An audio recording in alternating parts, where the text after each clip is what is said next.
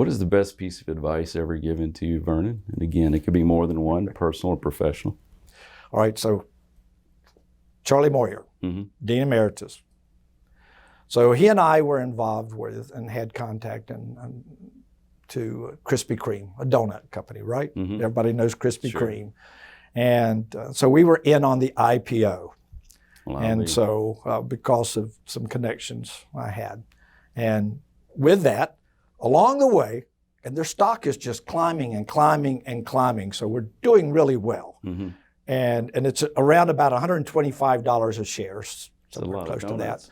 And Charlie came in to me one day and he said, sell your stock. It's just a donut company. And then I stopped and I paused and I didn't want to give it up because actually my neighbors, it was their family, were the original family that started back in the 30s, the Krispy Kreme companies. And so I felt, and I'm a loyalist, and and I felt that bond and connectivity. But I took his advice and sold the stock. And it paid for my son, Taylor, to be able to go to Columbia University in New York City. There you go. It was a great success for us. The stock within a year crashed and became almost a penny stock because there were some accounting issues, and it went from the $125 down to $1, $2, and $3. I mean, and so Charlie still uses that advice to students in his finance classes. So students will come up to me, even in the last 30 days, I've had a student come up and said, so Charlie suggested you sell Krispy Kreme. What is it like to be T. Vernon Foster? Like being on a roller coaster. I'm in constant motion.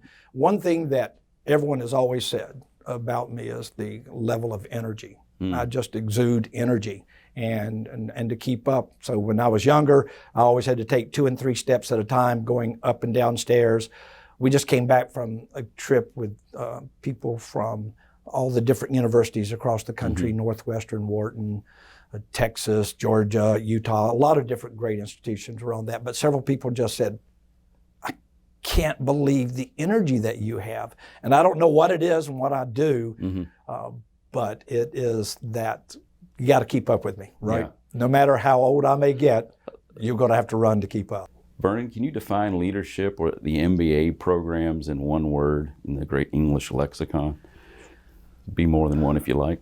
Well, let me give the word when I think about leadership that comes to my mind that I think is most important, and it really is integrity. It's doing what is right when no one is looking.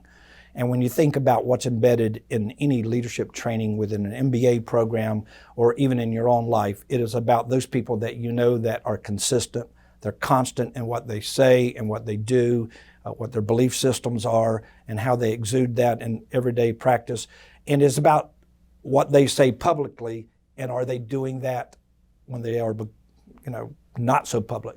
And so integrity to me really is what defines leadership. If you don't have integrity and if you're not consistent in that delivery, then you really can't be at my definition of leadership.